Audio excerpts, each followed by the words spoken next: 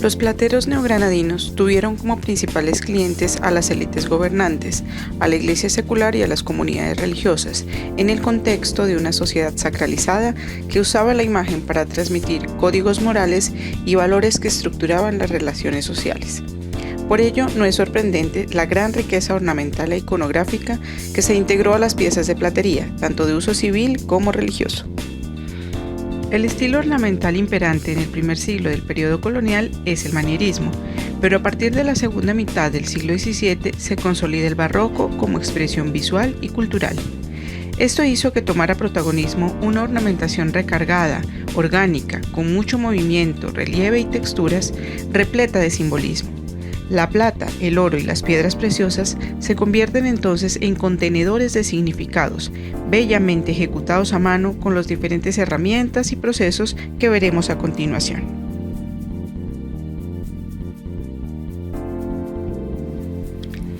En la sección de técnicas constructivas ya habíamos mencionado las características del calado. Sobre su uso ornamental durante la colonia, el calado se aplicó especialmente como complemento de otras técnicas como el cincelado y el repujado, aunque también es posible encontrar algunos ejemplos de piezas en las que el calado es el protagonista de la decoración. En esa época lo que se hacían era que se hacían unos cinceles realmente forjados con las formas establecidas según la forma del ornamento. Entonces habían formas curvas, como podemos ver ahí, formas redondas, con esquinas. Entonces lo que se hacía era realizar este tipo de cinceles forjados para crear esos espacios. Y se hacía realmente era por golpe, dándose golpe y poder ir cortando el metal. Ahora lo que hacemos es usar herramientas manuales como un marco de calar y unas ceguetas de pelo, que lo que hace es realmente dar una mayor precisión y una mayor belleza a la pieza.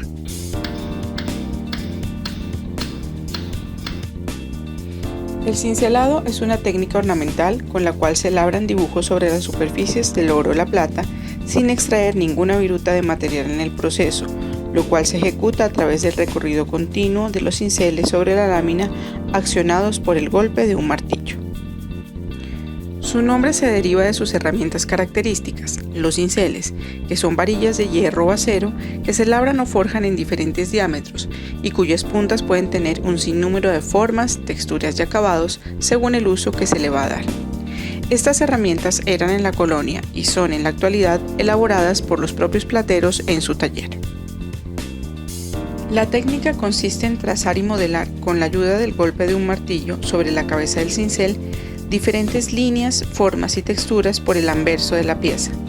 Para amortiguar el golpe, la lámina se debe adherir a una caja llena con pasta para cincelar, también denominada pez o lacre, o en el caso de las piezas volumétricas pueden ser rellenadas con ella. Esta pasta de contextura plástica es una mezcla de colofonia, caolín y manteca vegetal o cera de abejas, cuyas proporciones varían según el criterio del maestro y el tipo de cincelado a realizar.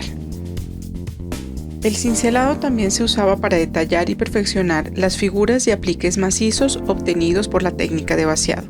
Sin duda, esta fue la técnica reina de la ornamentación de platería en el Nuevo Reino de Granada.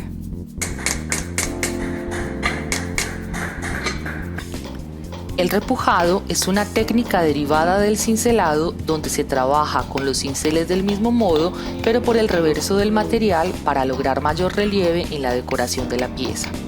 Para ello, se usa preferentemente cinceles de punta redondeada de diferentes diámetros, conocidos como cinceles embutidores. Para obtener volúmenes sin fracturar la lámina, es fundamental recocer la pieza repetidas veces durante el proceso de repujado. Esta técnica, muy característica de la ornamentación barroca, permitió expresar una enorme variedad de motivos e incluso personajes, tanto iconográficos como religiosos e históricos.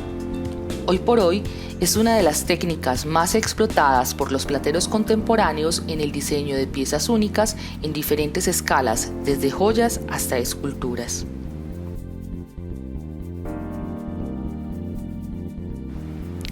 Aunque en el Nuevo Reino de Granada El burilado se usó casi exclusivamente para la realización de inscripciones, también hace parte de las técnicas ornamentales de la platería. Es propiamente una técnica de grabado elaborada con buril, herramienta consistente en una barra de metal ferroso cuya punta realiza finos surcos en la superficie de la pieza. Por lo tanto, es una técnica extractiva que si produce viruta, algunos joyeros pueden usarla incluso para tallar la plata o el oro de una pieza maciza.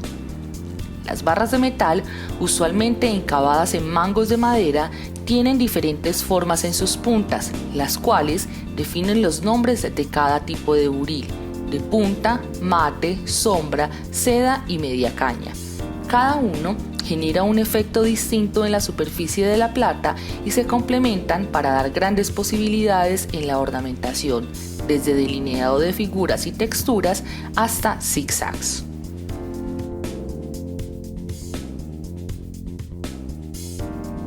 Engastar consiste en encajar una gema sobre una montura de metal, con el fin de enriquecer el valor tanto de la piedra preciosa como la de la pieza metálica que la aloja.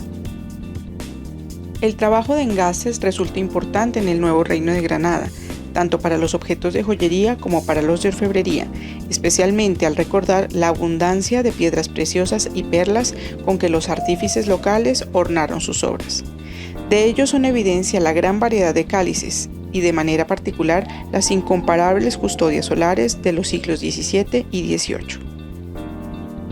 Hoy por hoy, los orfebres y joyeros aplican una gran variedad de sistemas de engaste, pero en las piezas coloniales las más usuales fueron los de bisel y de uñas.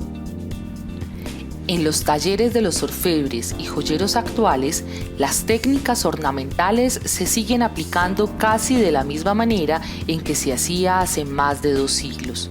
Sin embargo, la libertad expresiva es ahora mucho mayor, ya que no está sometida a criterios estilísticos o retóricos impuestos por un canon. Si bien en su proceso de formación los plateros aprenden los motivos clásicos que vienen de periodos pasados, cada artesano de la plata explora sus propios motivos, temas y juegos técnicos, de manera que le imprime algo personal y único a sus obras que nutren y le dan vitalidad al oficio. El oficio se ha convertido como un medio artístico y sobre todo podría hablar de la joyería. La platería va por un camino parecido, que pues ya tenemos influencias de muchos lugares,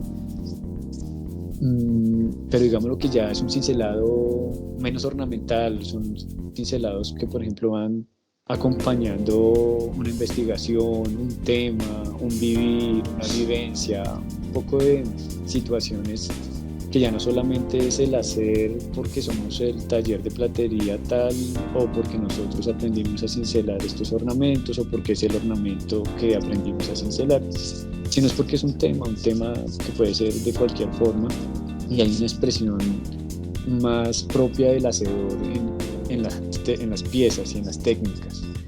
Lo que cambia, y yo quiero recalcar eso, es que las técnicas son iguales.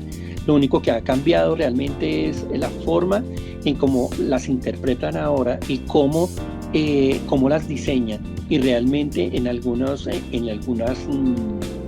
tipos de herramientas y equipos para realizarlas.